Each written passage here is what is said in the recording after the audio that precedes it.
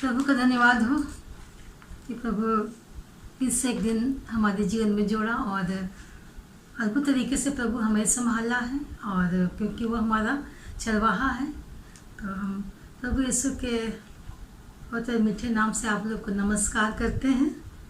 और हम आज का वचन देखते हैं, सीधे वचन पर जाएंगे, समय बहुत ज़्यादा हो जाता है। वचन हमें बताता है मरकुस 6 अध्याय और उसका 31 से 34 पद। मरकुस 6 अध्याय उसके 31 से 34 पद, उसमें लिखा हुआ है, उसने उनसे कहा, तुम आप अलग किसी एकांत स्थान में चलकर थोड़ा विश्राम करो, क्योंकि बहुत लोग आते जाते थे, उन्हें खाने का अवसर भी नहीं मिलता था। इसलिए वे नाव पर चढ़कर सुनसान जगह से अलग चले गए। बहुतों ने उन्हें जाते देखकर पहचान लिया और सब नगरों से इकट्ठे होकर वहां पैदल दौड़े और उनसे पहले जा पहुँचे। उसने उतरकर बड़ी भीड़ को देखी और उन पर तरस खाया, क्योंकि वे उन भेड़ों के समान थे जिनका कोई रखवाला ना हो, और उन्हें बहुत सी बातें सिखाने लगा। तो वो इस वचन के पढ़े से बहुत ऐसे आशीष दे। यह वचन हमें स्पष्ट रूप से यहाँ पर बता रहा, 2 तरह की बातों को बता रहा है, 2 कड़ियों को इसमें जोड़ा जा रहा है। पहला तो स्वयं प्रभु यीशु मसीह जो आप हैं, जो दूसरों को शिक्षा दे रहे हैं, देना चाहते हैं। और हम एक विशेष जगह को देखें, निर्जन स्थान की जगह में, मतलब एकांत वास की जगह विषय में बताया गया है। अगर हम मरकुस का अगर 4 अध्याय, 6 अध्याय, उसका 7वें अध्याय, 9 अध्याय, 28 अध्याय के 13 अध्याय का 3 पद में हम जब पाते हैं, देखते हैं कि वहाँ पर लिखा हुआ है, मतलब एकांत जगह में, किसी सुनसान जगह में, यहाँ पर वचन को प्रभु बताने के लिए उन लोगों को अक्सर ले जाया जाता था। और कहीं पर तो दर्शाया गया है कि प्रभु यीशु मसीह नाव पर बैठ के भी, मतलब दूसरे जगह में लोगों को शिक्षा देने के लिए वहाँ तक जा रहे हैं, क्योंकि प्रभु चाहते थे कि भीड़ से अलग, क्योंकि वो बहुत विशेष सुसमाचार को, बहुत विशेष शिक्षा को देना चाहते थे। वो शिक्षा था, आगे देखते हैं कि वो किस प्रकार की शिक्षा थी। और हालांकि इस मरकुस सुसमाचार में उसका जिक्र नहीं किया गया, उसके जगह के बारे में नहीं बताया गया है कि वो कहाँ कहाँ जाते थे।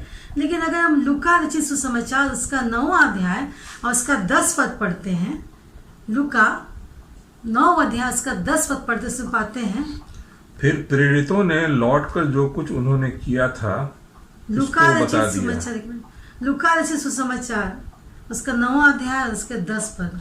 फिर प्रेरितों ने लौटकर जो कुछ उन्होंने किया था उसको बता दिया, और वह उन्हें अलग करके बैसेदा नामक नगर को ले गया। जी, यहाँ पर लिखा हुआ है कि बैतसैदा जूलियस के निकट था, जो एक नगर यरदन नदी के पार एक गलील है। वहाँ भीड़ से अलग जाकर वहाँ प्रभु यीशु मसीह शिक्षा देते थे। ये लूका 9 अध्याय में हम पाते हैं। और वो हमारे यीशु मसीह ऐसा करते थे कि वो भीड़ से अलग जा करके एकांत जगह में ले जा करके वो लोगों को शिक्षा दिया करते थे। जैसा मरकुस रचित सुसमाचार उसका 6 अध्याय का 39 पद से हम 44 पद में पढ़ते हैं, तो उसमें वो एक ही बात देखने को मिलता है कि जब यीशु ने भीड़ को देखा तो उस पर तरस खाया और उनकी सहायता की। जी हाँ, क्योंकि प्रभु यीशु मसीह जब कहीं भी जाते थे तो हम लोग, जितना भी हम लोग सुसमाचार में पढ़ते हैं तो पाते हैं कि वो जहाँ जाते थे भीड़ उनके पीछे हो लिया करती थी।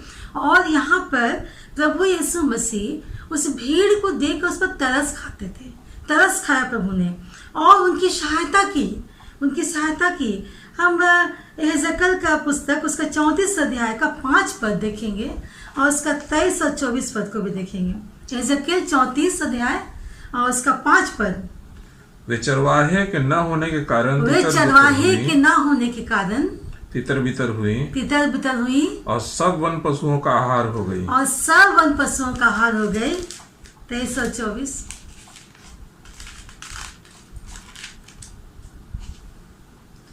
मैं उन पर ऐसा एक चरवाहा ठहराऊंगा, उन पर एक ऐसा चरवाहा ठहराऊंगा जो उनकी चरवाही करेगा, जो उनकी चरवाही करेगा। वह मेरा दास दाऊद होगा, वह मेरा दास दाऊद होगा, वही उनको चराएगा, वही उनको चराएगा, और वही उनका चरवाहा और होगा। वही उनका चरवाहा होगा।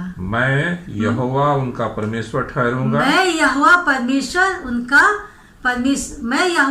उनका परमेश्वर ठहरूंगा, और मेरा दास दाऊद और मेरा दास दाऊद उसके बीच प्रधान होगा। उसके बीच प्रधान होगा। आमीन। मुझे यहोवा ही ने यह कहा है। मुझे यहोवा ही ने ये कहा है। हम हेजक्कल के पुस्तक में हम पढ़ते हैं कि एक जगह चरवाहा के विषय में यहाँ पर चर्चा है। आप लोग इसको पढ़ सकते हैं, और यहाँ स्पष्ट रूप से लिखा हुआ है कि परमेश्वर क्यों हमारी चिंता किया। जी हाँ, हम तो वहाँ पर हमारे भीड़ लोग भूखे प्यासे जरूर थे, क्योंकि वह लोग उनके पीछे जब जाते थे, जब उनके शिक्षा को सुनते थे तो उनको खुद बुद्ध नहीं रहता था, क्योंकि वो प्रभु की अद्भुत बातें हुआ करती थी। और यहाँ परमेश्वर 34 में कह रहा है कि मैं उसका परमेश्वर ठहराऊंगा, अर्थात मैं उन भीड़ के लोगों का मैं एक चरवाहा नियुक्त करूंगा।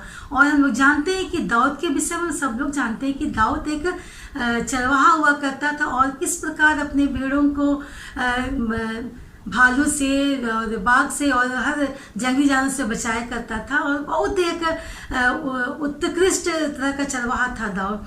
तो प्रभु यीशु मसीह यहाँ पर एक दाऊद के रूप में दर्शा रहा है कि मैं इन भीड़ों के लिए एक चरवाहा को दूंगा, और मैं यहोवा परमेश्वर, मैं उनका परमेश्वर होगा, अर्थात उस भीड़ का परमेश्वर हमारा परमेश्वर, वो भीड़ का परमेश्वर हमारा यहोवा परमेश्वर होगा।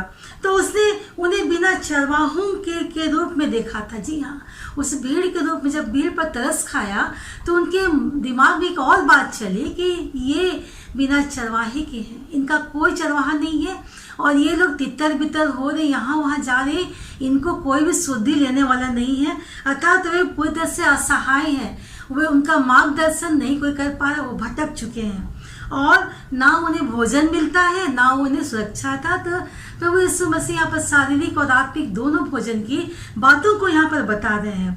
और अगर हम आगे देखें यूहन्ना रचित सुसमाचार उसका 10 अध्याय के अगर 1 से पहले पद से 21 पद तक पाते, उसमें स्पष्ट रूप से एक चरवाहे के दृष्टांत के बारे में बताया गया है, और वहाँ बताया गया कि एक अच्छा चरवाहा का गुण किस प्रकार होना चाहिए, जो उस भीड़ की चरवाही करता है। तो और वहाँ पर ये भी बताया गया है, हम अगर कुछ वचनों को देखते हैं तो कहता है, उसके 14 पद में लिखा हुआ है, 10 का 14 में लिखा हुआ है, यूहन्ना सुसमाचार उसका 10 अध्याय के 14, अच्छा चरवाहा मैं हूँ, और मैं अपनी भेड़ों को जानता हूँ, और मेरी भेड़ें मुझे पहचानती है, और जैसे पिता मुझे जानता है और मैं पिता को जानता हूँ, और मैं भेड़ों के लिए अपना प्राण देता हूँ। आमीन। इतना सुंदर अद्भुत वचन ना। वो बताता है कि जिस प्रकार मेरी भेड़ें मुझे पहचानती है, मैं अपनी भेड़ों को पहचानता हूँ, और इतना तक कि वो हमारे लिए अपना प्राण देने के लिए भी वो तैयार है।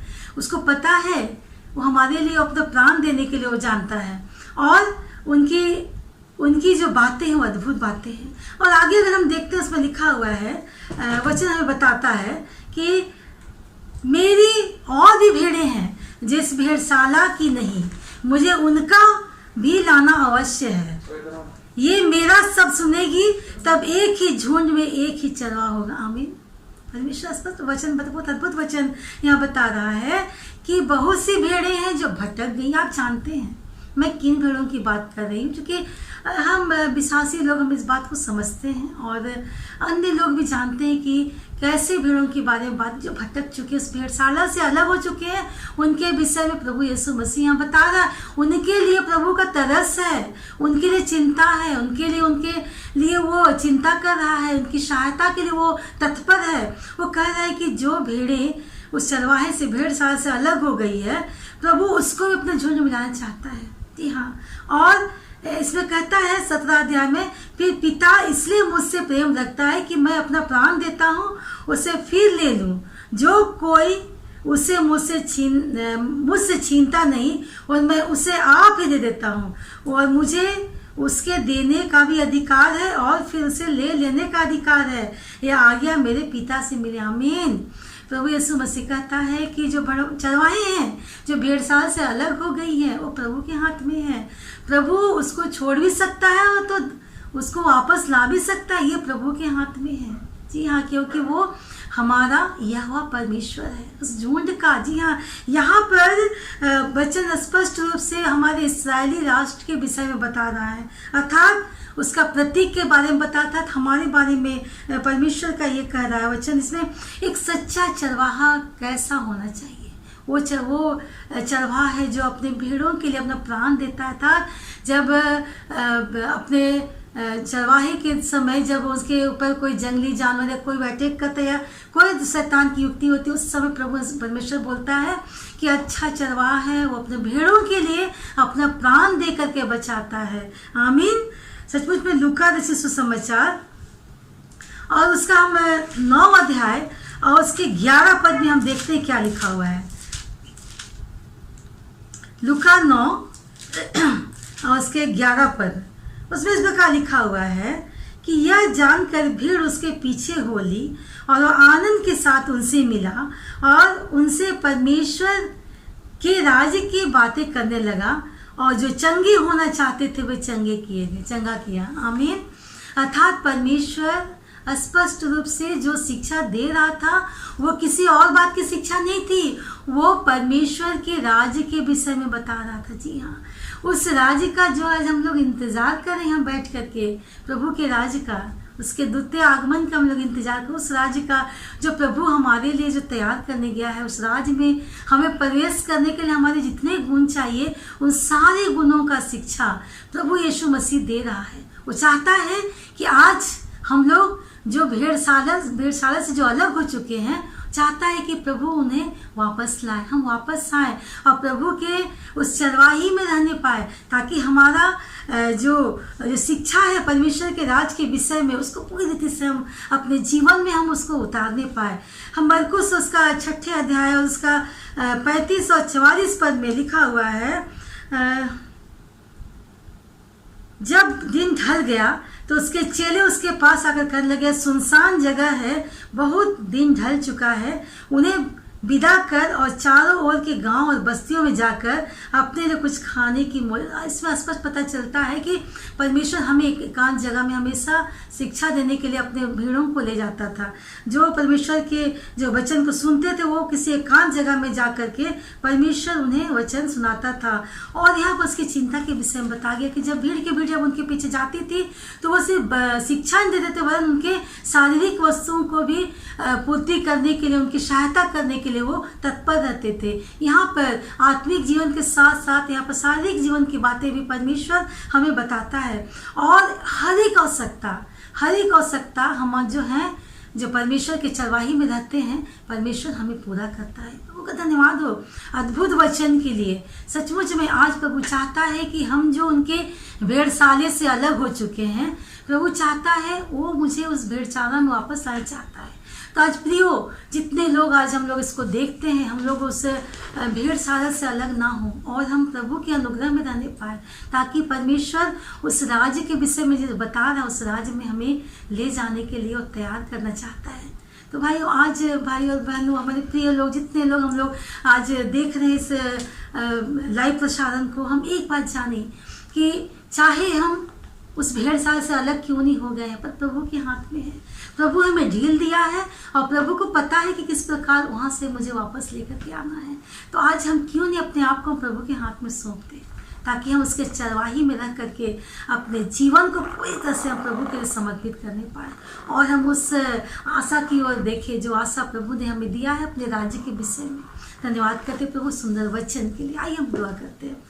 धन्यवाद पिता परमेश्वर, प्रभु जी तू हमारे चरवाहा, हम तेरी भेड़ है प्रभु जी। और पिता तू वो परमेश्वर है, वो चरवाहा है जो प्रभु जी प्राण देने तक हमारी रक्षा करता है पिता परमेश्वर। और प्रभु जी हमने देखा है, जाना है प्रभु जी कि हर एक समय प्रभु जी तू हर एक बातों में हमारे संग संग रहता है प्रभु जी। जितने भी बातें हमारे जीवन में होती प्रभु जी, सब कुछ प्रभु जी तेरे देख रेख में है प्रभु जी। और तू प्रभु जी उसमें से हमें निकालता है, छुटकारा देता है पिता। तू नहीं चाहता है कि हम भटकने पाए, तू नहीं चाहता है कि हम भेड़साला से अलग होने पाए प्रभु जी। हाँ पिता परमेश्वर, हम जितने लोग देखते हैं पिता परमेश्वर, हर एक के जीवन में प्रभु जी ये बातें कार्य करने पाए प्रभु जी, कि प्रभु जी उनका जीवन चाहे जैसा भी जीवन क्यों ना हो प्रभु जी, पर पिता परमेश्वर तू वहाँ ही फैलाए प्रभु जी, हर एक का इंतजार कर रहा प्रभु। तू चाहता है कि तेरे बच्चे उनके पास आए और तू प्रभु जी भेड़साला में उन्हें सुरक्षित रख सके पिता, ताकि वहाँ पर कोई भी ऐसी बुरी युक्ति ना होने पाए जिससे प्रभु जी हम प्रभु जी तेरे भेड़ों का को दिक्कत हो, परेशानी हो। तो उसकी चिंता करता, तरस खाता उस पर प्रभु जी, और तो उसकी आवश्यकताओं को पूरा करता है पिता परमेश्वर। धन्यवाद करते हैं प्रभु जी, जितने लोग देख सबको नाम बदाम आशीष करते पिता परमेश्वर। धन्यवाद करते प्रभु जी, तूने हमारी प्रार्थना को सुना है, प्रार्थना प्रभु के नाम से, आमीन आमीन।